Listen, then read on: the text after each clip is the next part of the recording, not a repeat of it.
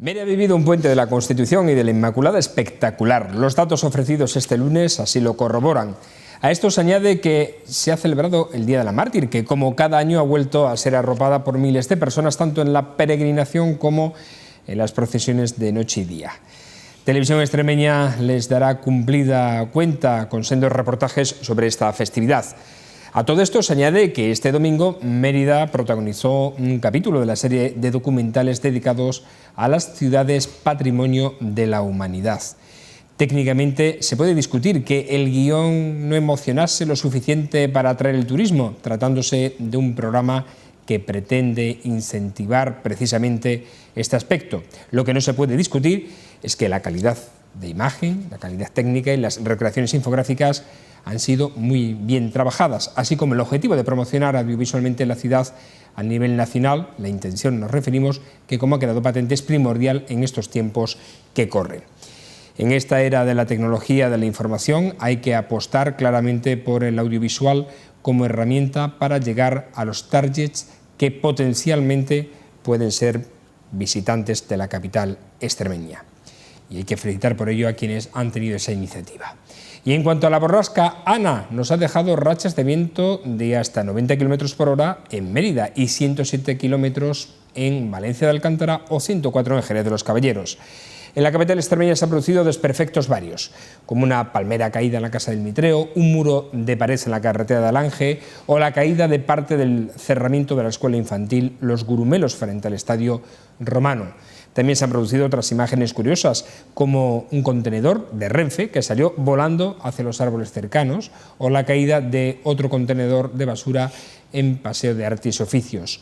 Calles llenas de hojas caídas de los árboles han sido la estampa de este lunes de comienzo, después de un largo e intenso puente turístico en la capital extremeña. Buenas noches, bienvenidos a este espacio de Televisión Extremeña, en esta jornada en la que compartimos con nuestros picoteros de los lunes los momentos y los análisis más importantes que nos deja la actualidad. Hoy están con nosotros Jorge Gruar, ¿cómo estás? Buenas noches. Hola, buenas noches, encantado. ¿Qué tal el puente? ¿Bien? Bien, muy bien. ¿Lo has vivido aquí o en No, fuera. ¿Te has quedado fuera? He estado viendo a la familia en San Vicente de Alcántara. José María Paredes, ¿cómo está? Buenas noches. Hola, buenas noches. ¿Cómo has vivido el puente? Bien, bien, un buen puente y sobre todo buenos datos para Mérida ciudad. Buenos datos para Mérida ciudad. Ahora hablaremos precisamente de esos buenos datos. Juan José Hernández, ¿cómo está? Buenas noches. Buenas ¿Qué tal? noches. Muy bien, con sueño, porque anoche Ana no me dejó dormir. Ana, el ciclón, no me dejó dormir. Bueno, y después, contento no por sé si una te cosa. quita el sueño el décimo de lotería que tienes ahí. Eso que lo vean, ese es el que va a tocar. El que va a tocar, ¿no? Ese es el de esta tertulia. Y después una cosa buena, que me ha agradado muchísimo que los políticos no corran el Día de la Mártir al lunes por haber caído un domingo, con lo cual, hombre, le damos un cierto respiro a las empresas, que falta le hace. Manuel Romera, ¿cómo está? Buenas noches. Hola, buenas noches. ¿Cómo has pasado tú el puente? Un poco atacado, un poco ¿no? atacado. Yo he estado en la playa, también la Cristina, y me tuve que venir 2 días antes por catarros que he cogido, ¿no? Y cuando llegué a Mérida me he encontrado con Ana, como dice Juan José, y hemos pasado unos días aquí un poco apurados, pero por lo demás bien, estupendamente. Bueno, pues vamos a hablar con ellos, vamos a analizar lo que ocurre a nuestro alrededor y debemos empezar indudablemente por hacer balance muy positivo del puente de la Constitución y la Inmaculada, según los datos que hoy ha ofrecido el delegado de Turismo del Ayuntamiento emeritense, Pedro Blas Vadillo. Balance positivo, la afluencia de turistas a la capital extremeña durante, como decimos, este puente. El número de visitas ha aumentado en un 44% respecto al año pasado, lo que supone más de 13.000 visitas durante todo el puente. Las oficinas de información han registrado un incremento de peticiones de información del 32% con respecto al año pasado. La ocupación hotelera se situó en el 95% y el jueves y viernes fue del 100%.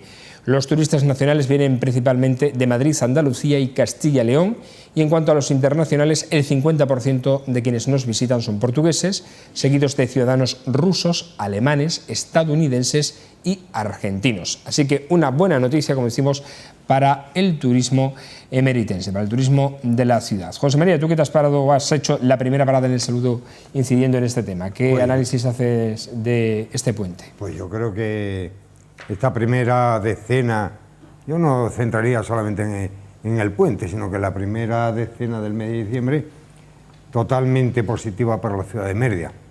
Desde que la empresa azucarera ha pedido ya la documentación para tramitar el pago, el abono de las tasas urbanísticas y de obras, con lo que significa ello de economía productiva, creación de empleo para Mérida, aunque sabemos que está pendiente todavía de algún trámite ambiental y de la decisión que tome la empresa. A eso se suma el buen momento turístico de Mérida en este puente. 44% el aumento de visitas al consorcio de la ciudad monumental. Más del 95% de ocupación hotelera. Una buena promoción... Con 2 días plenos. Con 2 días plenos. Una buena promoción en televisión española, aunque fuera en la 2, aunque fuera a las 7:30 de la tarde. Yo desearía que hubiera sido a las 10 de la noche y en la 1. Pero bueno, no podemos querer todo. Y lo que me falta es una cosa, que Televisión Española se dé cuenta de la importancia que tiene el Festival de Mérida y algunas de las obras de referencia anuales sirvan para televisarlas, si no en directo, si en diferido, porque España es cuna del teatro. Yo creo que podrían hacer antiguamente. Como se hacía antiguamente, y eso todavía potenciaría mucho más la internacionalización del turismo que está visitando la ciudad. Juan José, ¿qué opinas? Bueno, estoy de acuerdo con José María. Yo creo que lo de la azucarera es una buena noticia ya. Ya veremos si para todo el mundo es buena noticia o empezarán los de siempre a poner palos en la rueda. Recordemos lo de la papelera, que ya es famosa. Y después, por lo de la televisión, a mí me ha parecido bien lo de ser, ¿cómo se llama esto?, patrimonio mundial. Me ha parecido bien, aunque no todo el mundo es de esa opinión.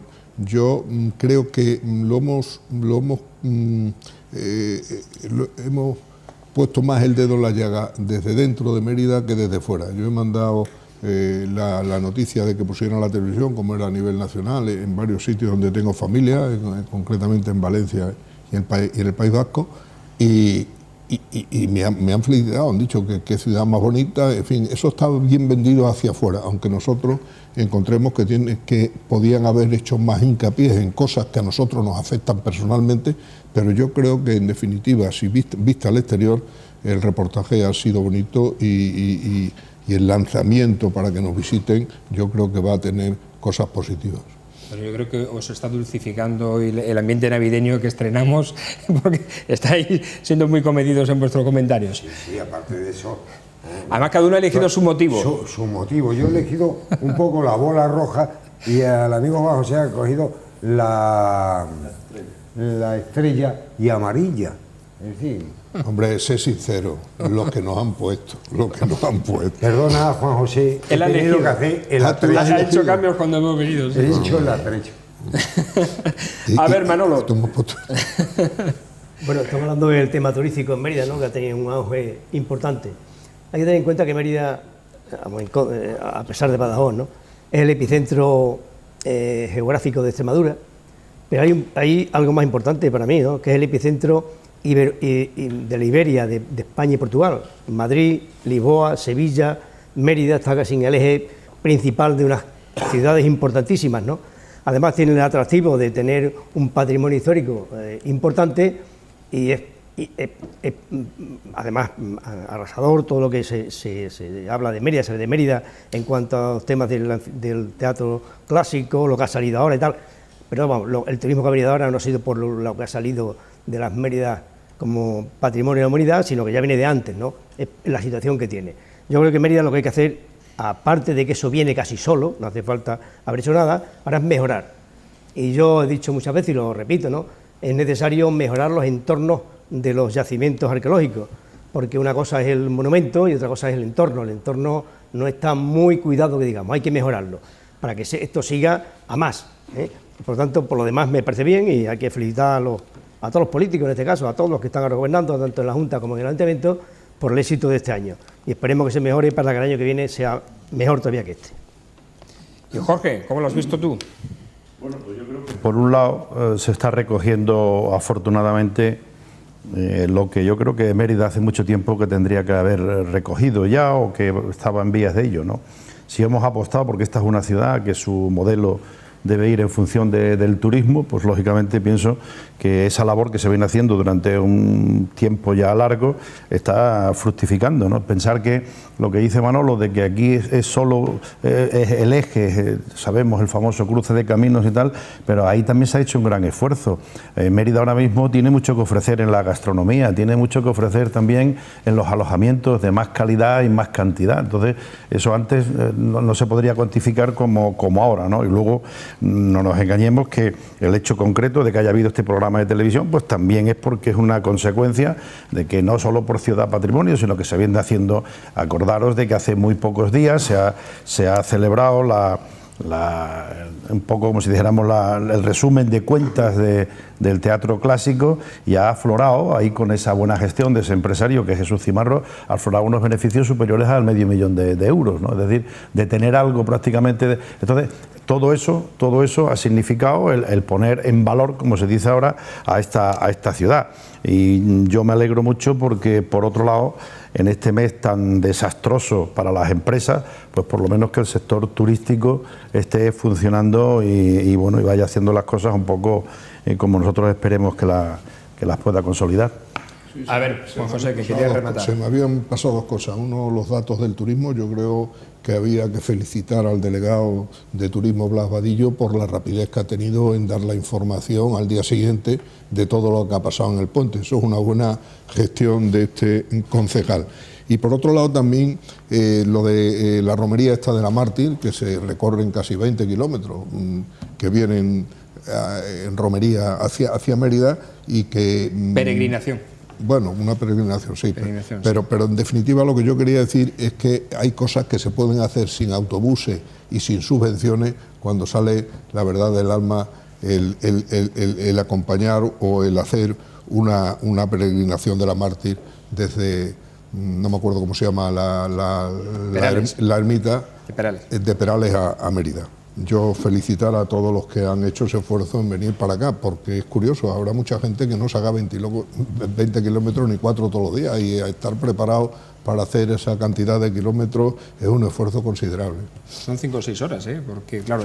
Sí, paran en el medio. Van parando, efectivamente, y van a un ritmo mucho más lento, ¿no? Salieron 8 autobuses.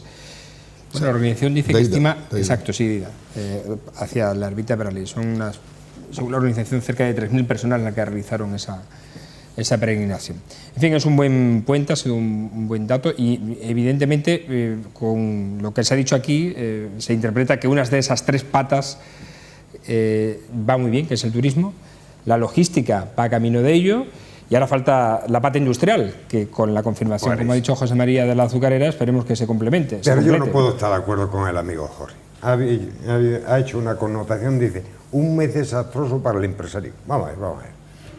Yo no considero que hay que valorar en un mes desastroso para los empresarios por los 15 días de tema laboral, que es a lo que tú te refieres, a la improductividad. Porque si me tengo que referir a eso, te diré que hay en el año 350 días de productividad y de facturación. Mal empresario sería el que estuviera pendiente de los 15 días de Navidad, de final de año, para hacer un balance general. Yo creo que este año la facturación de las empresas ha crecido y está creciendo. Y luego hablaremos de ello, porque no se puede hacer fortalecimiento empresarial a costa de la austeridad y la precariedad de la desigualdad. Bueno, pero te pongas como te pongas, no, yo no me pongo. El sector turístico creo que es uno de los sectores, por lógica, que sale más beneficiado del mes de diciembre. Pero ahora mismo en una región como Extremadura, en una región y el de las medianas superficies, pero este año tiene suerte, y el sector del turrón y el sector del cava que tú tanto has peleado y peleas aquí por él. Es decir, hay una serie de no solamente empresarios el que produce en factoría, no solamente. Y si bien puede ser que no sea un año, que no sea el mejor mes en cuanto a jornadas laborales. No lo es. No lo es. Y este año ha habido suerte con Santa Eulalia, porque si no, tú piensas el desastre lo que significa para las empresas emeritenses. Bueno, pues hay una a nivel nacional está la Constitución. Está que a Santa Eulalia le da igual que sea el día 9, que sea el de 10, y se ponga siempre el segundo domingo de todos los diciembre. Ya lo tenemos claro. Bueno, de todas maneras, yo vuelvo a repetir lo mismo. Si nuestro modelo es verdaderamente importante, yo pienso que en toda Extremadura, es el turismo. Yo pienso que en Mérida es lógico que empiecen a fluir unos datos cada vez más positivos, y si siguen haciendo las cosas bien como se están haciendo, yo confío en que esto redundará cada vez más. Pero no nos engañemos, principalmente hablo del sector turístico. Hay otros sectores que lógicamente no obtienen ese mismo proporción de beneficio, por así decirlo. Bueno, en fin, efectivamente para el sector turístico es un buen sector. Tened en cuenta también que en este mes de diciembre es cuando se produce un repunte de la contratación, eventual, ciertamente, pero producido precisamente por estas fiestas. No entro yo en debate con José María. A ver, has dicho 350 días de trabajo. Sí, porque y te recuerdo que las vacaciones son 30 y 365 menos 30 son 330. No 365. Todos los trabajadores y de la productividad empresarial tienen derecho a 30 días, o existen recortes, y también te recuerdo o precariedad otra cosa, laboral. que también hay que decirla, porque la gente no sabe mucho de estas cosas. Pues de sí, esos 330 días que se trabaja, la empresa paga 450 teniendo en cuenta las 2 pagas extraordinarias. Perfecto. Y te recuerdo también que para acabar el broche... Y porque falta una que... son 3 pagas extraordinarias. No. La de beneficio se tenga de beneficio que ya con la artimaña y artificio financiero, aunque exista el beneficio, no se declara. Ya. Y aunque no se tenga beneficio, se paga, que también hay que decirlo. No, si no hay beneficio no se paga, porque las deducciones del impuesto social no te lo permiten. Ya. Yo digo el que lo recibe en el bolsillo. Sí. Y aparte, ya para terminar con eso, el último mes del año tiene 15 días de trabajo, con lo cual no es que se pierda trabajo, es que desde aquí, como todas las autonomías no tienen esa fiesta, porque no coincide la mártir con la Constitución y con la Inmaculada y tal, pues resulta que hay que servir los pedidos y las empresas tienen que cumplir con sus proveedores, y en esos días a lo mejor no. De manera que hay que racionalizar los días de fiesta. Bueno, vamos a hablar ahora de datos, aunque son referidos a 1 de enero de 2016, porque vamos a hablar del Atlas Socioeconómico de Extremadura, que editado por el Gobierno regional y dirigido por el Instituto LR Klein, Centro Gauss de la Universidad Autónoma de Madrid, señala que Mérida es la 4ª localidad más rica de Extremadura, con una renta disponible, bueno, en este caso la 3ª, porque se da un dato de Navalmoral, que no es, 12.938 euros anuales. Esta cuantía hace referencia al total de ingresos procedentes del trabajo, más la renta del capital, prestaciones sociales y transferencias, y hay que restarle los impuestos directos y las cuotas pagadas a la Seguridad Social. El poder adquisitivo tan solo supera la capital extremeña, Cáceres, con 14.141 euros anuales, siendo la única ciudad, por cierto, que supera la renta media española, que se sitúa en cerca de 14.000 euros, 13.960. Le siguen Badajoz, con 12.997, y como decimos, Mérida. El Atlas hace una radiografía de los 388 municipios que componen Extremadura, eso sí, a 1 de enero de 2016. Para medir la riqueza económica también hay que analizar el Producto Interior Bruto, y en el caso de la capital extremeña, en Mérida, el PIB por habitante asciende a 22.631 euros, el valor más alto de la región. En cuanto al índice de bienestar, el de Mérida está en 122,0, un valor que ocupa el 7º lugar de entre los 37 municipios de la región con más de 5.000 habitantes. Respecto a las cifras de desempleo, llama la atención que Mérida ocupe el 2º puesto del ranking, por detrás de Almendralejo, dentro de las 7 grandes localidades de la región que tienen más de 25.000 habitantes.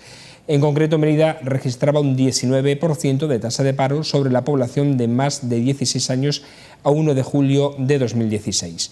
Otro de los aspectos analizados en el Atlas es el de la población flotante, ocupando en la capital extremeña el 3er puesto con 76.730 personas. Es decir, que a los 59.138 de habitantes, 50.174, perdón, que tiene de población fija o estable Mérida, se le suman esos algo más de 20.000 y se sitúa en 76.730 personas las que diariamente, digamos, viven en la ciudad, aunque no pernocten todas ellas. A ver, Manolo, ¿qué opinas de bueno, esto? Esto es lógico, desde el punto de vista es lógico. Porque aquí se habla de ciudades, la ciudad Mérida, Badajoz, Cáceres, etc. Si se hablara de comarca, la cosa cambiaba. Mérida es la comarca, la comarca de Mérida es la más grande de Badajoz, son 24 pueblos, que casi la mayoría trabajan en Mérida y residen en sus pueblos, con lo cual la renta per cápita no es lógico lo que se dice aquí, porque ahora estamos hablando de Mérida, esa riqueza que aquí se genera, después se gasta fuera y hay un cambio terrible en este tema. Por eso Mérida, en lo que es la Producto Interior Bruto, es la máxima, sin embargo, en renta per cápita es la que menos tiene. También la que más paro tiene. Muchos de esos trabajadores que están en la comarca vienen a Mérida y desplazan a muchos de Mérida para que no trabajen. O sea, si analizáramos las comarcas de Extremadura, la comarca de Mérida sería la más rica y la mejor. Pero si analizamos ciudad por ciudad, lógicamente en Mérida, porque Badajoz no tiene comarca, tiene 7 pueblos, Cáceres tiene muy pocos y muy pequeñitos, todo lo que se produce en Cáceres vive en Cáceres, están en Cáceres. Aquí en Mérida no, aquí en Mérida muchísimos de los que están aquí, tenemos Calamonte, Montijo, etcétera, pueblos importantes, muy ricos, que trabajan en Mérida, sin embargo la riqueza se capitaliza en esos pueblos. Por tanto, esto había que analizarlo un poco más globalmente. Si lo analizamos desde lo que es la ciudad como ciudad, lógicamente los datos quedan tan correctos desde el punto de vista, pero no son reales. Pues decir, Mérida es que está muy mal. Bueno, Mérida es que alimenta, es como una familia con 7 niños y otra con 2. La que tiene 7 está con 7 manteniendo a los 7. La que tiene 2, pues más fácil que mantenga a esos 2. Mérida mantiene a 24 pueblos, incluido Mérida, mientras Badajoz mantiene a 7 y Cáceres mantiene unos cuantos pueblecitos pequeños, quizás más o menos que Mérida, pero son muy pequeñitos que viven, la mayoría de la gente vive en Cáceres. O sea, estos datos, vistos así, por eso digo, yo estoy de acuerdo, porque son así, pero que en la realidad no son como parecen. Es otra cosa por la comarca, ¿no? Según tu opinión, que no se ajustan a la realidad plena, Claro, ¿no? La totalmente. fotografía. Jorge, ¿qué opinas de estos datos del Atlas Socioeconómico de Extremadura? Pues yo pienso que en estos datos, espero que aquí nuestros analistas nos lo confirmen, pero yo pienso que son un poco engañosos, ¿no? Y además en los datos y este tipo de informes hay que leerlos muy exhaustivamente, porque yo diría, y a lo mejor coincido con lo que ha dicho Manolo, tener en cuenta que en Mérida, donde se registra una tasa de paro de un 19%, hay algo aquí que no encaja perfectamente bien. No olvidemos que bueno, pues tú lo acabas de decir, ¿no? Que para ver la riqueza económica de una ciudad o de cualquier sitio es una especie de regla entre el Producto Interior Bruto y está muy relacionado con el nivel de vida que se desarrolla, ¿no? Y yo en este caso pues te diría que dicho así, que es la cuarta población más rica de Extremadura, o la tercera, no sé, al mismo tiempo pensemos que de esta noticia o de este dato, lo más alegórico podría ser, por otro lado, que Cáceres es la única, pero fíjate, la única que supera la media de la renta, o sea, la media. O sea, que en Extremadura la única ciudad que supera la media es Cáceres. Siendo curiosamente una ciudad muy administrativa. Siendo una ciudad, Cáceres siempre ha tenido un poderío económico muy... Claro, es Cáceres, ¿no? Entonces, quiero decirte que este tipo de daño, fíjate las 3 cosas que os he dicho y cada una ha tenido una aportación vuestra, o sea que depende mucho. Yo soy muy escéptico y pienso que habría que hacer un análisis un poco más exhaustivo. Nosotros en su día lo hicimos de pueblo por pueblo aquí en la comarca y casi me refiero más a lo que dice Manolo, que un poco es la ventaja, o en este caso podría ser casi ventaja, de la serie de pueblos que eran alrededor. No olvidéis una ciudad muy trabajadora, muy laboriosa y que aporta mucho a la comarca de Mérida, que es Calamonte. Juan José. Yo la primera pregunta que haría, ¿de dónde vienen estos datos? ¿De dónde vienen estos datos? ¿Dónde el Atlas Socioeconómico de Extremadura ha sacado estos datos que da aquí? Porque a mí personalmente me extrañan bastante. Esto pasa como lo que hemos analizado hace poco con la televisión. Se vende muy bien fuera, pero los que estamos dentro debemos de poner el dedo en la llaga y decir, vamos a analizar. Poder adquisitivo. Yo no sé si dentro del poder adquisitivo, por ejemplo, en estas 2 grandes ciudades que son Badajoz y Cáceres, entra los ingresos que tienen por la universidad, que son unos ingresos importantísimos, son unos ingresos aproximadamente entre 800 y 1 millón de las antiguas pesetas por alumno, y tienen 10.000 alumnos, es decir, que entran unas cantidades importantes. Eso a dividir entre el número de habitantes que tienen, pues puede dar un PIB bastante alto. Repito que no sé si entran, pero es que no lo aclaran, yo eso no sé si entra ahí.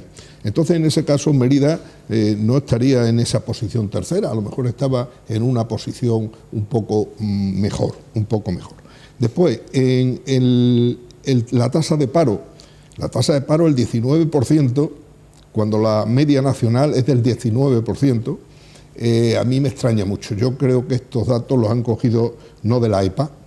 La EPA es el paro realmente eficaz, y el paro registrado es los que se apuntan en el paro. Yo creo que esto está del paro registrado, y en el paro registrado cada vez se apunta menos gente, y por lo tanto da unas cantidades, un porcentaje que parece que, oye, pues estamos en la media nacional del paro, cuando no es verdad eso. Y después hay una cosa importante, el PIB per cápita está muy bien, dice que Mérida tiene 22.631 euros, y por encima de Extremadura, que son 16.000 y pico euros, estamos por encima de Extremadura. Pero claro, si lo analizamos a nivel nacional, para ver cómo viven el resto de los españoles, que es una comparación que debemos de hacer, Madrid, que es la que tiene el PIB más alto per cápita, tiene 32.000, es que casi Madrid nos dobla. ¿Y qué ha pasado este año? Que la diferencia entre Madrid y Extremadura se podrían haber, de hecho dicen que Extremadura ha crecido, pero si en realidad se analizaran el PIB de Madrid, que ha aumentado en el número de habitantes, y el PIB de Extremadura, que ha disminuido el número de habitantes, al disminuir la cantidad por lo que eso divide, aumenta el PIB. De manera que si se tuvieran en cuenta esos dos factores, habría todavía aumentado la diferencia del bienestar que hay en Madrid, que es la máxima, pero también hay que coger otros tres. El País Vasco está en 31.000, Navarra está en 28.000, y las tres de la cola son Melilla, Andalucía y Extremadura, con 17.000, 17.000 y 16.000. De manera que no hay que tirar las campanas al vuelo, porque a mí me da la impresión que este informe del ASLA de Extremadura es para venderlo al exterior diciendo que bien vivimos, y aquí no se vive tan bien, Como me contestará José María, después yo tengo otras argumentaciones a ver por qué ha crecido tanto, bueno, dicen que ha crecido el PIB en Extremadura. Bueno, pues vamos a pulsar precisamente su opinión. José María Paredes.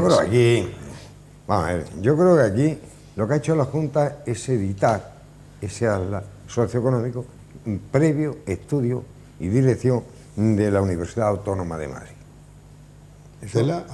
Universidad Autónoma de Madrid es la que ha hecho el estudio y la dirección del Centro House. Pero dicho esto, yo creo que estamos equivocando dos cosas, o a lo mejor yo estoy entendiendo más.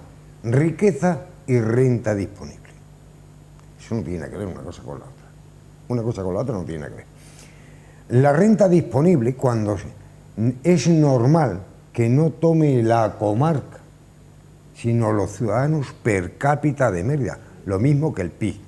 Con lo cual, no es mal dato el ser el tercero de Extremadura, no es mal dato.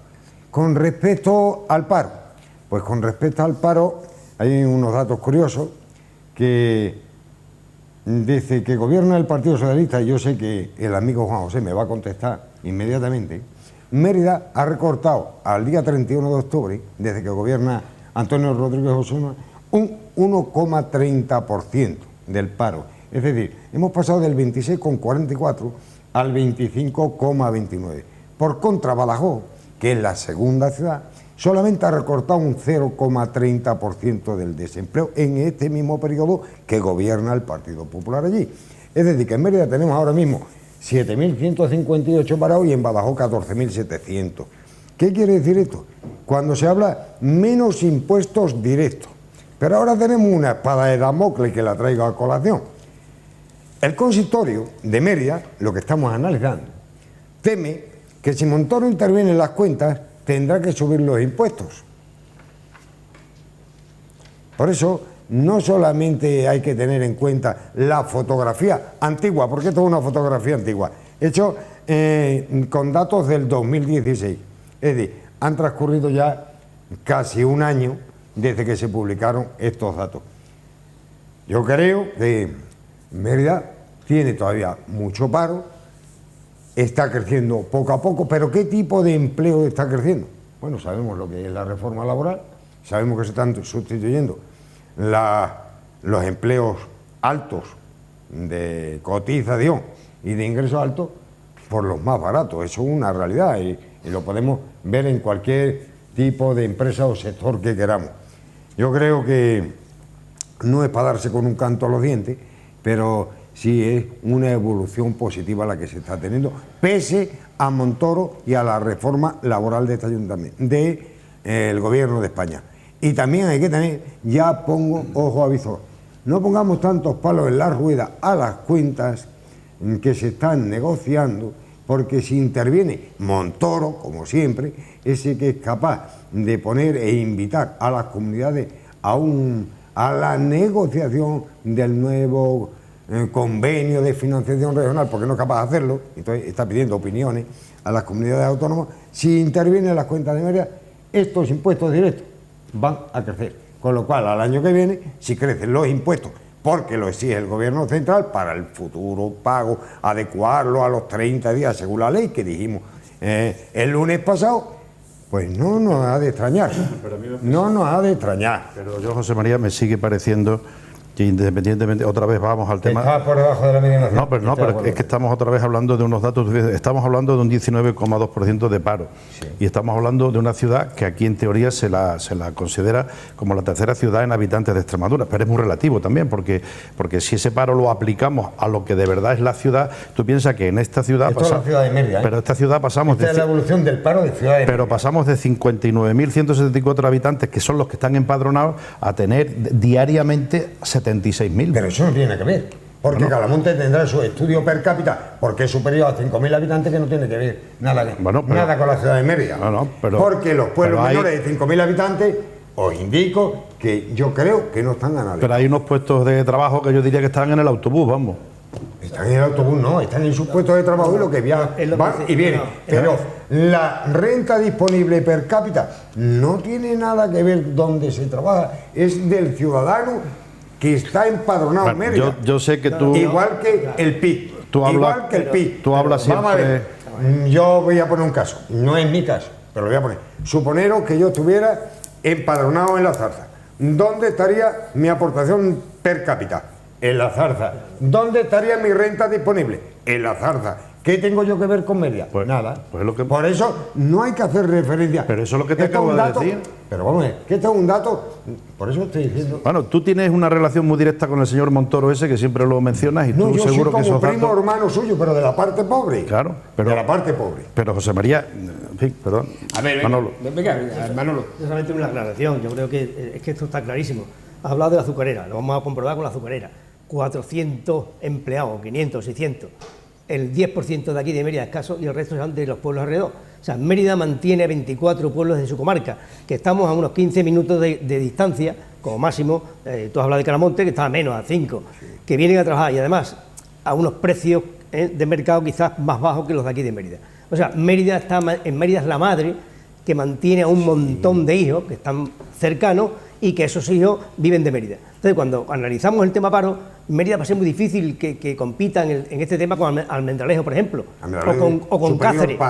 Superior. El paro Almendralejo es superior. Pues Almendralejo tendrá el problema de Mérida. Del señor Lobato. Bueno, o con Badajoz, por ejemplo, que no tiene pueblos de comarca. Los amigos de Montoro. Mérida, como he dicho, y vuelvo a repetirlo, tenemos que tener en cuenta ese tema. Yo que he visto el tema de la comarca, enteraros, veis el paro de toda la comarca y los pueblos de la comarca de Mérida están todos parados, viven de la agricultura y en los momentos malos, como hemos tenido sequía, eso os trabajará. Y ya veréis cuando venga la azucarera.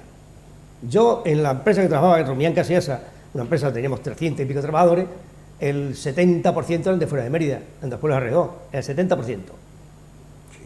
Bueno, pero no tiene nada que ver con la renta disponible per cápita. No, un momento. Bien, estamos hablando de paro ahora. Es que tú has pasado a la renta per cápita. No, en lo que pone el estudio. Yo quería apuntar renta aquí, disponible. Pero te he apuntado, perdona, pero un momentito. Per cápita. Si quieres hablamos de fútbol. Es que yo te he apuntado aquí que estamos hablando de paro. Dice, ¿qué paro hay y tal? Y tú has saltado a la renta per cápita. Yo si quieres hablamos de Real Madrid, te hablamos a ver cómo va a quedar y tal. Pero yo estoy hablando del paro. El paro en Mérida siempre será superior a Badajoz, a Cáceres y tal, porque es que aquí tenemos 24 pueblos. Métete en los datos ahí en el teléfono y dice comarca de Mérida. 24 pueblos. No está comarcalizado. Y los 24 pueblos, comarca de Mérida.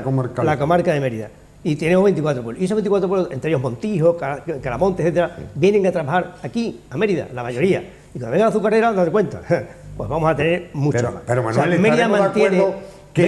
Mérida es como una ciudad que el trabajador que no esté empadronado no le pueden hacer ni la riqueza disponible per cápita ni la aportación al PIB per cápita. Que estamos hablando de paro. No si estoy hablando de paro. No, está hablando de renta per cápita, hablo de paro. Bueno. El número de parados en Mérida, el número de parados, como está hablando, es muy superior debido a que hay muchos que vienen de fuera, que son como de casa, y ocupan esos puestos. Te voy a decir lo siguiente, Manuel, ¿tú qué crees? Que va en proporcionalidad la renta per cápita disponible, que es de lo que habla el estudio. El estudio el ALA, habla de renta per cápita y habla del PIB per cápita. Vale. Y te voy a preguntar una cosa, a ver qué te parece a ti. Si fuera la riqueza, no la renta disponible, ¿tú qué crees? ¿Que estaría mejor posicionada Mérida que la comarca o peor? Mérida. Estaría mejor. Sí, pero ¿por qué crees tú? Vamos a ver, la riqueza se genera aquí en Mérida. Por el valor del inmueble, de la riqueza se genera en Mérida. De la vivienda. Ahora, venga, termina, Manolo. Yo termino. Es que si saltamos de un tema que estamos hablando, de una cuestión, a otra, ya la podemos liar. Si hablamos de paro, es que es lo que se ha dicho aquí el moderador, dice, el paro, ¿cómo está tal? Y hemos hablado de paro. Entonces yo digo, el paro en Mérida es muy difícil, bajarlo del 12, del 10%, es muy difícil, porque tiene 24 pueblos que tiene que atender. No como Badajoz, que no tiene 7 pueblos y chiquitinos, pues Badajoz tiene problemas, Cáceres menos, etcétera. Pero Mérida tiene mucho problema en ese aspecto, pero no de ahora, de siempre, y lo seguirá teniendo. Y mira, estamos casi orgullosos de mantener estos 24 pueblos en su mayoría, porque no tienen nada más que la agricultura. Por lo tanto, si hablamos de paro, es eso. Ahora, si quiere que hablemos de otra cosa, pues sería otra cosa, y eso tenemos que tenerlo en cuenta, como no como una cosa mala el paro de Mérida, sino como que estamos atendiendo a nuestra comarca, que es la más grande de Extremadura. Pero, a ver, un momento, venga, Juan José. Sí, vamos a ver, por primera vez voy a estar de acuerdo porque es un argumento más de lo que yo he argumentado sobre Mérida, Badajoz y Cáceres y el orden del tercer pueblo de mayor riqueza de Extremadura. Y me lo argumenta, y se me había olvidado, José María. Claro, lógicamente hay aquí muchísimos funcionarios de la Junta que están domiciliados en Badajoz, que están domiciliados en Cáceres, y el dinero que generan en Extremadura se lo apunta el bienestar de Badajoz y de Cáceres. Y argumentado también por lo de Manolo. De manera que en eso estamos todos de acuerdo. Yo creo que el orden del ASLA de Extremadura socioeconómica que ha hecho la Universidad de Madrid. Sí. Te agradezco el informe, porque esto lo has sacado tú de qué sitio. ¿Es una información especial o viene en el ASLA? Que es que yo no lo he visto. Viene en el ASLA. Bueno, pues está editado ¿y ahora? Por el gobierno regional. ¿Y ahora? Sí, lo he dicho, y publicado por el Instituto... Venimos y dirigido por el Instituto de la Comunidad Autónoma de Gauss. Estamos de acuerdo en los números, donde no se puede estar en desacuerdo dentro de un análisis. Ahora vamos a ir al incensiario. Entonces habla José María que Badajoz, que lo gobierna el PP, que siempre es malo, y Mérida, que lo gobierna el PSOE, que siempre es exquisito, pues resulta que tiene más paro Badajoz que en volumen y claro, en términos Badajoz tiene el triple de ciudadanos que Mérida. Por lo tanto, si yo tuviera un pueblo que tuviera 2 habitantes y uno estuviera en paro, tenía el 50%. ¿Sabes cuánto tenía uno? ¿Sabes el día 31 de octubre cuánto tenía Mérida de paro? El 25,29. ¿Sabes lo que tenía Badajoz? ¿Sabes lo que tenía Badajoz? Sí. El 23,42. Es decir, estamos variando un 1,30% en términos relativos y estamos hablando del 100% en personas en paro. términos absolutos. 7.000 contra 14.000, 25 con 29, 23 con 149.000, bien, de acuerdo. Bien. Después, como Montoro, que es del PP, Efectivamente. y es malo, porque siendo del PP no puede ser No bueno, puede- dice, si Montoro puede hacer puede haber siempre excepcionalidades como tú, Si Montoro pero no tiene nada que interviene al ayuntamiento, pero no lo interviene porque se ha levantado por la mañana y dice, voy a intervenir al ayuntamiento de Mérida. Lo interviene porque no ha cumplido la ley. Pero que no se ha ajustado la ley. pero Déjame perdona, hablar, déjame te hablar. vuelvo a Déjame recordar, que me oigan los que te nos voy a están volver a escuchando, recordar hombre. que Déjame, durante el déjame. tiempo del gobierno del PP Sí. no le mandó ni un telegrama, ni una carta, nada más que para decirle que venía al Teatro Es Romano. que es muy arisco. Es arisco. Tampoco es simpático, Personalmente lo conozco, es arisco. por eso los muchachinos, Bien. se refieren a él como, ¿cómo se llama? Sí, sí. El personaje este. Señor Barnes. Bueno. El señor Barnes. Y a lo que El voy, señor porque va no me has dejado de- terminar. de los que no me has dejado Simpsons. De los terminar. Simpsons. Oye, pon el cuenta kilómetros ese. El Oye, cronómetro. No me has dejado terminar. La argumentación mía es que como Montoro es malo, porque sí, El señor y Bar- resulta va a intervenir al Ayuntamiento de Mérida porque no se lo merece, pues resulta No, yo no he que dicho que no como se lo merece. consecuencia de eso Tendrá el que cumplir la ley. Ayuntamiento de Mérida va a subir los impuestos. Es una razón. Es que yo si creo hay que intervención de cuentas, perdóname, si hay una intervención de cuentas, que fue habrá que otro alcalde de Mérida, también lo intervino Montoro porque también subió los impuestos y porque en Mérida tenemos una imposición enormemente grande. Te recuerdo, no en Mérida, en Extremadura, que ha debido intervenir también Montoro, te recuerdo que la tasa de actos jurídicos, los actos jurídicos documentados, Sí.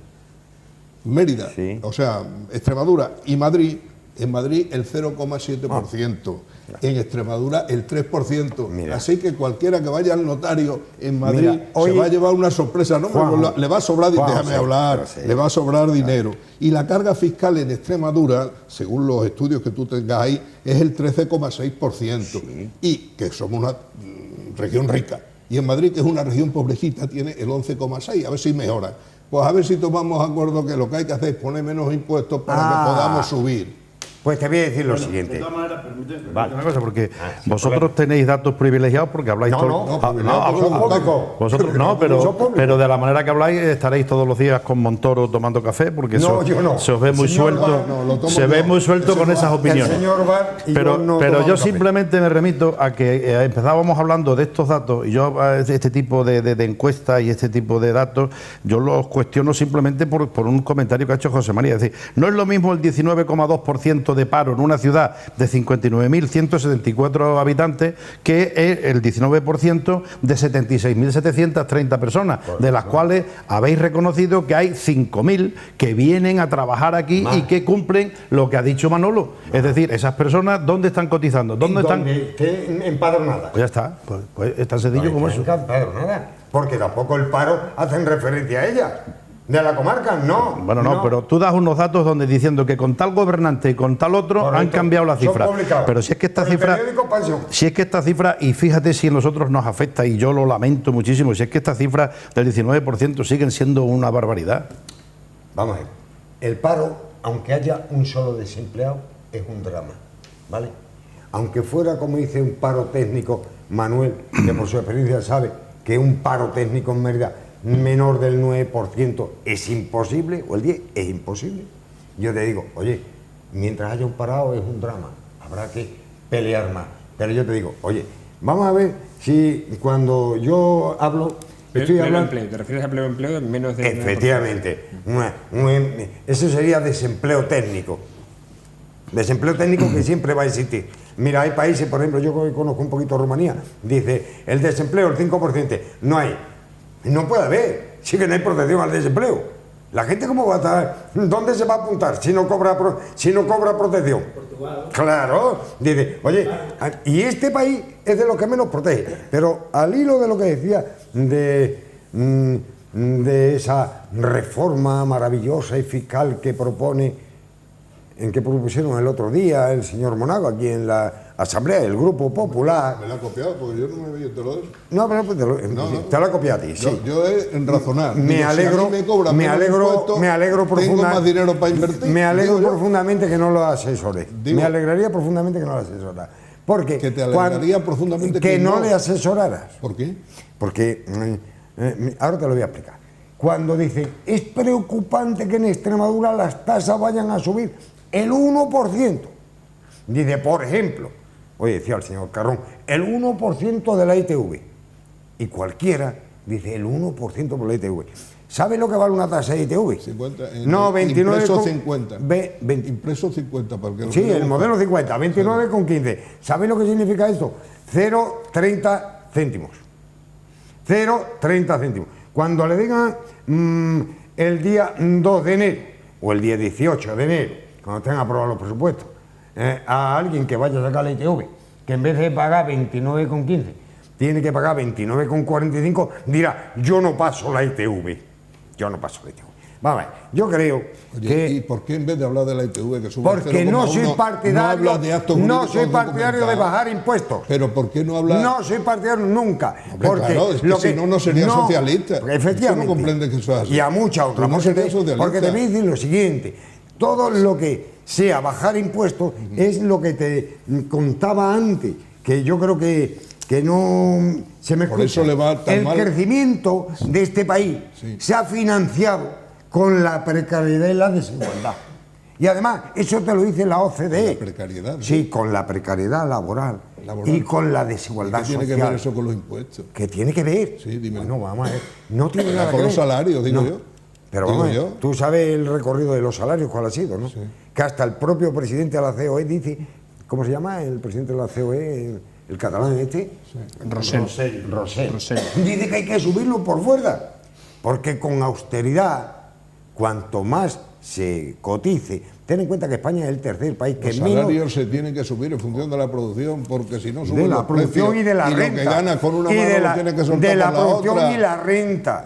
Renta del capital y renta del trabajo. Y en España no existe esa equiparación, que tú lo conoces bien. Aquí se penaliza lo fácil, el IRPF de los trabajadores. ¿Dónde se vive mejor, con mejor nivel de vida, en Inglaterra o en España? No tengo la suerte de haber vivido en Gran Bretaña. Date una vuelta por allí. No tengo interés ninguno con el Brexit. Que son dos conceptos distintos. Uno es el de riqueza y otro el de bienestar. Son dos conceptos distintos. Sí, pero que muchas veces el bienestar viene en por función ejemplo, de la riqueza. Hemos dicho que Mérida es la cuarta o la tercera ciudad más rica. La Comisión Europea... Y sin embargo es la séptima en índice de bienestar. Mira, Juan José, la Comisión Europea el día de la Mártir dio esta buena noticia.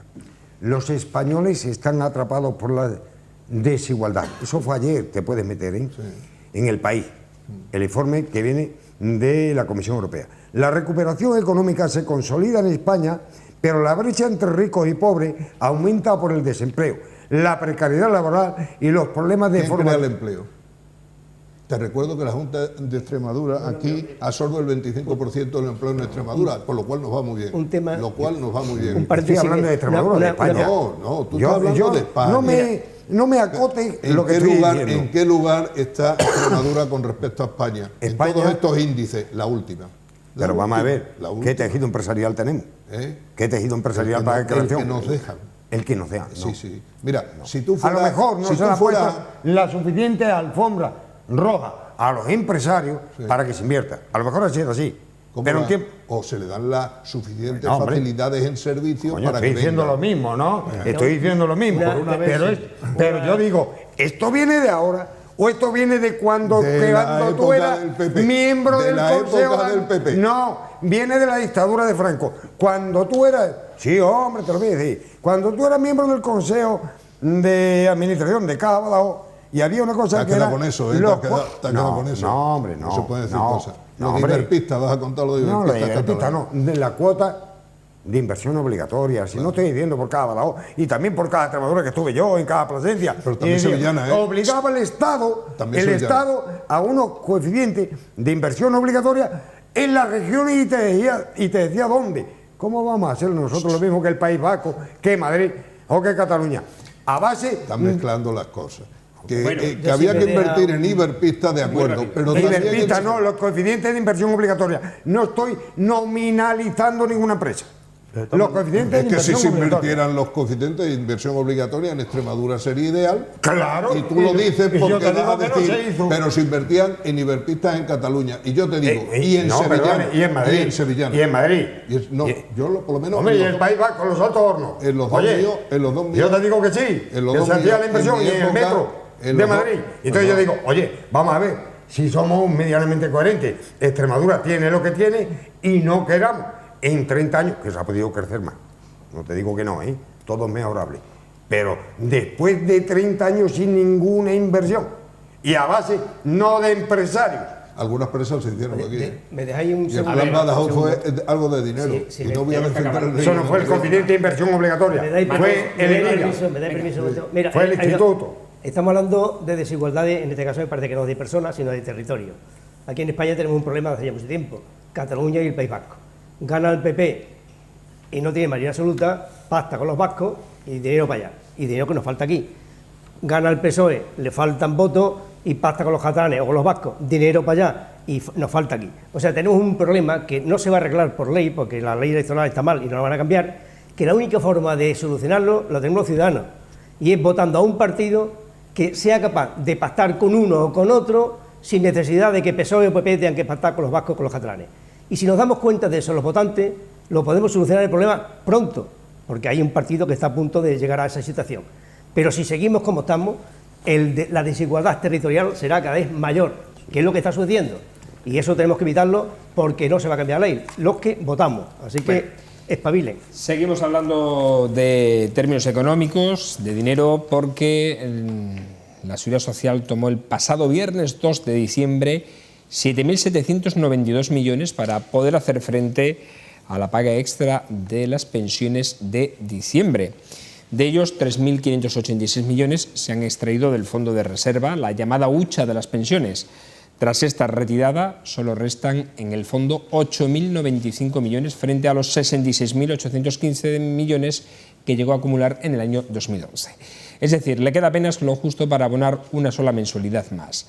Además, la Seguridad Social ha utilizado otros 4.206 millones que le faltaban por coger del préstamo de los 10.000 millones que le concedió el Gobierno en los últimos presupuestos. En junio ya había usado casi 6.000 millones, 5.986, para abonar la paga extra de verano. Y ahora se agota el resto para poder pagar la de diciembre, incluyendo la liquidación del IRPF. En estos momentos, los pagos mensuales de las pensiones se financian prácticamente con lo que se ingresa en el mes por las cotizaciones de los trabajadores. Pero estos recursos no son suficientes para costear las pagas extras. Es decir, con lo que se paga de cotización, se paga el corriente de las pensiones. Pero hay para 12 mensualidades, no para 14 con las pagas extras. En junio y diciembre, la nómina mensual se duplica. Pasa de un desembolso que ronda aproximadamente los 8.800 millones de euros hasta los 17.470 millones que se gastan en diciembre. Para esas mensualidades no basta con lo que se recauda de las cotizaciones. Así que el Gobierno tiene que buscar fondos adicionales para financiarla. Al igual que sucedió en junio, esta vez se ha optado por combinar dos fuentes de financiación. Una es sustraer más dinero de la hucha de las pensiones y la otra es tomar parte del crédito financiado con cargo a los presupuestos generales del Estado, un préstamo que no devenga intereses y que tiene que devolver en 10 años a partir de 2018. Es decir, a partir del próximo año empezamos a pagarlo. Juan José, pensiones. Bueno, vamos a ver. Viene con gráfico y todo. Sí, lo que pasa es que lo he emborronado, si no te lo dejaba, pero pues se puede sacar porque es interesante saberlo. Vamos a ver, yo creo que un análisis de lo que pasa hay que retrotraerse al pasado un poco. Es decir, ¿cuándo se constituye la llamada hucha de las pensiones? Se constituye por un partido malo, por el PP, por José María Aznar, que lo dota con 601 millones en aquella época eran ya euros. Y entonces, bueno, se constituye... Fecha. 2003. 2002 y se empieza a dotar en el 2003. Venga. Hasta el 2004 que gana el PSOE. Ahí es otra aventura. Bien, entonces, ¿Por qué se produce? Bueno, se constituye en época donde hay abundancia y dice, vamos a constituir un fondo ahí de previsión por si algún día hace falta. Mira por dónde ha habido días que ha hecho falta, no solo este año, que ya se ha utilizado 2 veces. Bien, entonces la crisis comienza, yo creo, en el 94, antes de constituirse este fondo, en el 94. ¿Cuándo? Cuando el PSOE, que es un partido que normalmente hace cosas benéficas con el dinero de los demás, dice, pues mira, vamos a universalizar la seguridad social.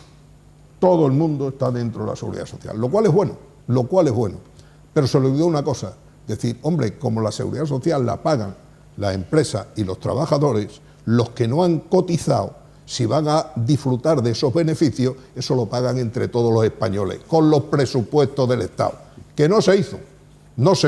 Mira por dónde se hace eso, y eso, claro, va disminuyendo lo que son los ingresos de la seguridad social y aumentando los gastos con las pensiones no contributivas y con las atenciones en la seguridad social de sanidad de los que no han contribuido.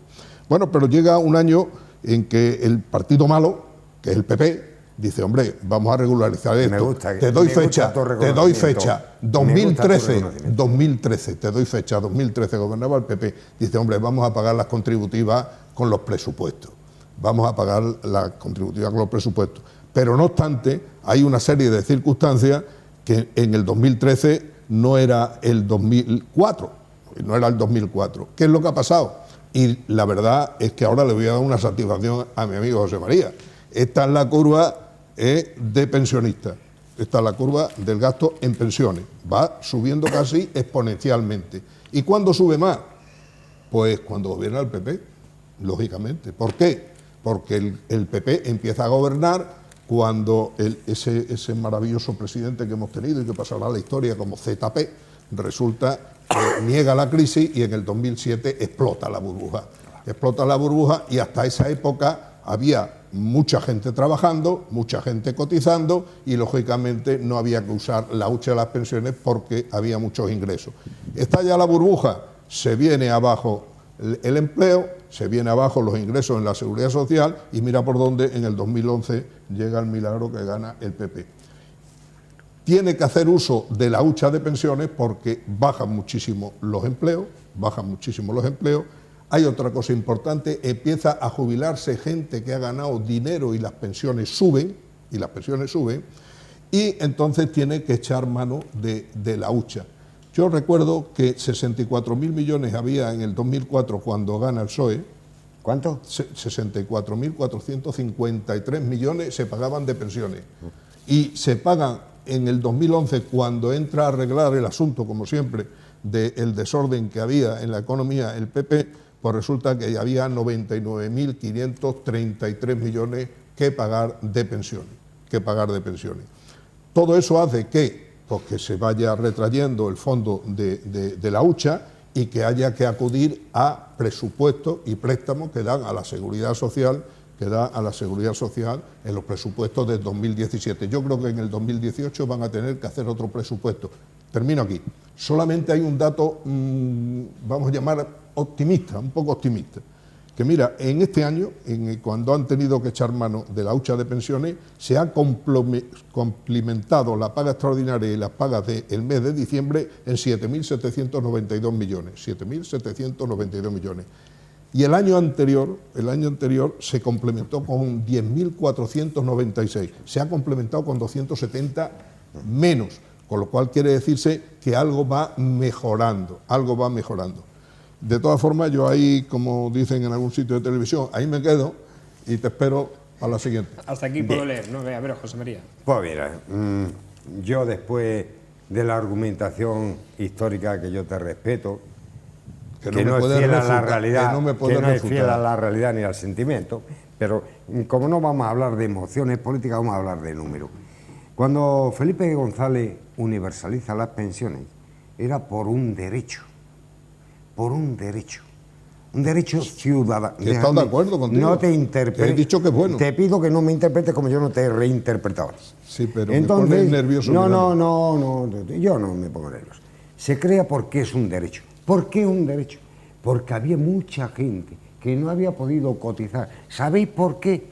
Porque los empresarios, un escrúpulo de aquella fecha, principalmente labrantines y gente importante de Extremadura, no cotizaban los seguros sociales de los trabajadores. Esa es la primera estafa empresarial, por lo cual Felipe González toma esa decisión, nunca más acertada.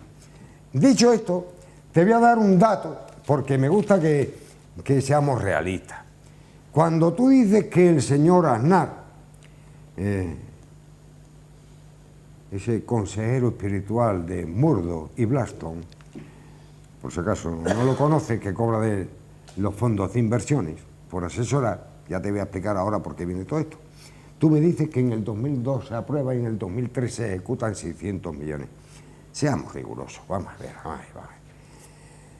En el 2005, con Zapatero, solamente habían transcurrido 2 años y habíais puesto 600 millones del PP, se llega a una hucha de 10.833 millones de euros. 10.800. Se llega en el año, en lo álgido, cuando termina Zapatero su mandato, le queda al señor Rajoy 66.815 millones de la hucha. ¿En qué año termina? Fecha. Zapatero. Fecha, sí. El 2011. 2011. Fueron las elecciones, me parece que fueron en diciembre. No, se acabó en diciembre. 66.000. 20 de noviembre. Bueno, es da igual, un mes. Me parece que fue con motivo del aniversario de la muerte de Franco, ¿no? ¿Y estábamos, bueno, estábamos en la Champions en qué año? ¿En qué año estábamos en la Champions? Que no te he reinterpretado, hombre, por favor. Vale. Te digo que había 66.000 millones. Y hoy, a hablar de fecha. Y hoy está quebrado la hucha. Porque hay un truco financiero que se ha sacado de la manga el doctor Bar, se lo ha sacado de la manga y hace un préstamo sin intereses a 10 años de los 10.000 millones para complementar el pago. ¿Pero de qué me viene usted a hablar? Si usted no hubiera hecho ese artilugio, porque usted no ha sido capaz de convocar el Pacto de Toledo para el acuerdo de pensiones, no ha sido capaz todavía el Partido Popular y Rajoy de convertir en el foro donde se tiene que decidir el futuro de las pensiones, que es el Pacto de Toledo, porque aquello te recuerdo cómo se montó el Pacto de Toledo, para sacarlo de la batalla electoral. Y él quiere hacer nueva batalla electoral. ¿Qué quiere decir? Que hoy, si no fuera por el préstamo al 0% a 10 años, que el año pasado en los presupuestos se aprobó por 10.086 millones, estaríamos quebrados. Por eso ha tirado solamente de 7.000 y queda una reserva espiritual de 8.095. Preparado para la paga de julio si vivimos. Porque entonces, si no se aprueban los presupuestos, dime cómo se va a pagar. ¿Cómo se va a pagar? Está ya pensando el Partido Popular, está pensando que si no se aprobaran los presupuestos y no se pudieran prorrogar por cualquier circunstancia. ¿Qué quedamos? No. Se aprueban y se prorrogan. No, o convocar elecciones, que es lo que te voy a decir, coño. Que convocar elecciones. Entonces, no va a tener dinero para pagar diciembre del año que viene. Con lo cual, lo que hoy está tapado con una cortina de humo maravillosa, que son Cataluña, del alma mía, el grave problema que tenemos en España son dos. No, mira, el paro, la precariedad y las pensiones. Muy rápido, Manolo, venga. Para quitar el miedo en aquellos que estén oyéndonos y piensen que los jubilados no vamos a pagar pensiones. Mira, somos 11 millones y pico de jubilados, más las familias que muchos viven casi de la pensión de los jubilados. En el momento que un partido, el que sea, PP, PSOE, Ciudadanos, el otro espero que nunca llegue allí, diga que no paga las pensiones, no gobierna más en este país en la vida. Claro. Lo mismo que estos artilugios presupuestarios, que si la pongo aquí, se ponga allí, han hecho. Lo mismo que se dan 5.000 millones al País Vasco, al otro porque me voten a mí, o tal. Se pone lo que haya que poner para que los pensionistas no dejamos de cobrar. Eso va a ser segurísimo, me da igual todos los numeritos que hagáis, pero vamos a seguir cobrando, te lo digo. Vamos, la única solución es que o haya 2 millones de cotizantes más, cosa harto difícil de aquí a un año. Porque se echen políticos a la calle y no cobren, o se cierren instituciones. O que las pensiones vayan con cargo a los presupuestos. O se cierren instituciones públicas. Claro, porque hay una parte, dice, las pensiones no contributivas, las pensiones de viudedad, las de discapacidad, esas se tenían que haber hecho por un impuesto. Si hubiera sentado el Pacto de Toledo, pero déjame, hombre, como no lo ha hecho, le ha hecho un agujero este año. El señor Rajoy, un agujero al déficit de la Seguridad Social de 18.600 millones. Pero un momento, vamos a darle a venga, Jorge la oportunidad de que él también se exprese sobre este aspecto y también muy rápido te he pedido Tengo brevedad. poco que decir en este sentido, pero vamos, un poco, si tú quieres, en plan de chanza, podría decir que bueno, que los fondos de previsión son para prevenir, digo yo, y que por otro lado pienso que todo el que ha manejado un presupuesto sabe que siempre, pues si hay facilidad de reintegro y si hay posibilidad de trabajar, pues siempre se ha financiado a cargo del presupuesto. O sea, es una cosa clarísima. Entonces yo insisto una vez más con lo que dice, bueno, es que estamos hablando de algo que la propia redundancia, además no nos engañemos, negar la crisis y negar toda la historia del rescate y toda aquella situación tan profunda en la que nos dejó Zapatero sería ahora un poco absurdo. Entonces, a partir de ahí, queramos o no, ha venido una recuperación. No nos engañemos que está subiendo las previsiones económicas, no nos engañemos que eso lleva consigo un aumento de cotizantes. Entonces, a partir de ahí, como bien dice, yo pienso que hay que emanar una positividad en el sentido de que los datos están ahí tal como se están produciendo, o sea, que no nos los estamos inventando por muchos personajes de esos raros con los que habláis vosotros, el Murdoch y el Barra ese, que no sé quién caracoles será. Venga, 15 segundos, Sí, Juan José. 15 segundos, vale. Dice José María, voy a hablar de número y no de sentimiento. Y se larga de los sinvergüenzas de los empresarios que no cotizaban a la Seguridad Social. Todo eso Hasta son, el año 93. todo eso son números, no es sentimiento, Sí. no es sentimiento, Número. no es dogma. Número. Y resulta que en esa época había un señor que gobernaba, que era Felipe González, que no 1.400.000 debía de pensiones. tener inspección ninguna para esos sinvergüenzas meterlos en la cárcel. No Vale, debía ya de tener. está. Venga, No, nos vamos. yo no digo que fueran sinvergüenza o no fueran sinvergüenza. Simplemente habían estafado a los trabajadores en sus derechos sociales. Y te voy a decir más. Cuando el Números, amigo Jorge números. habla de que ha negado Zapatero el rescate. No, perdona. El PSOE nunca ha negado el rescate. Nunca. no. Lo ha negado el señor Rajoy y Guindo diciendo que no era el rescate los 67.000 millones puestos a la banca. Eso es lo que han negado. Yo no decía eso, Señores, muy rápido. A ver, Jorge, que Pregúntaselo iba al a Banco contarnos Popular, algo Pablo. acerca de la Universidad del Sur. Muy rápido, muy breve. No, muy breve, que saben ustedes que en su momento dado pues hablamos de la posibilidad de establecer aquí una universidad privada. Nosotros echamos el resto, los empresarios de la ciudad, ahora agrupados en la coordinadora de empresarios, hemos apoyado esta iniciativa y estábamos un poco preocupados porque había tenido un cierto receso. Hemos recibido ya la comunicación que esto se ha producido con motivo de los terremotos que ha habido en México, concretamente. Y bueno, y podemos decir que bueno, que en el primer trimestre del próximo año tendremos muy buenas noticias respecto a la posibilidad de establecer una universidad privada en Mérida.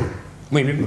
Nos vamos, señores, no hay tiempo para más. Agradecer, como siempre, la presencia de nuestros picoteros de los lunes. Juan Manuel Romera, hasta el próximo lunes, próxima semana. Hasta el próximo lunes. Juan José Hernández, también, te esperamos la próxima semana. La próxima semana ya no cogemos vacaciones. ¿El próximo Navidad. lunes? No, aquí no hay vacaciones. Total. Muy bien. A ver si aprenden los funcionarios. Gracias a José María Yo tenía que Paredes. hacer una matización, enhorabuena a Juan Manuel Romera y a Juan José, porque cobraréis vuestras pensiones y otra gente no sabemos si las cobraremos o no de seguir el Partido Popular al frente de la quiebra del déficit de la Seguridad Social. Jorge. Gracias, José María, muchas Sí, gracias sí. por pensar en mí e incluirme. Claro. Hasta el próximo lunes. Señores, no hay tiempo para más. Les esperamos mañana. Recuerden una nueva edición de La Picota. Será este martes, pero estamos permanentemente conectados a través de las redes sociales de Facebook, Twitter, YouTube e Instagram. Hasta mañana, buenas noches, que sean felices.